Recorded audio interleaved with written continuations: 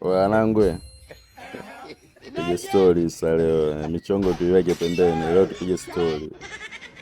Mimi wanangu bwana, kuna kulalala kwangu napata ndoto nataka nashirikishe leo ndoto yangu. Wewe vuta picha wanangu, tunaamka asubuhi, Mungu ndo amenuna. Unajua si miayusho. Kwenye kununa kwake sasa ameamua kubadilishana jinsia. Maana tunapenda sana kuvaa majukumu ya watu. Sasa hapo kwenye vielele kuna wale wajikuta wale malaya wajua kamata.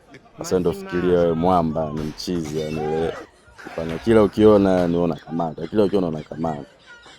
Unaamka asubuhi na kwa kipiskali fulani hivi vichuchu fulani hivi konzi, yani si machizi tukiona ile miluzi miluzi tupoi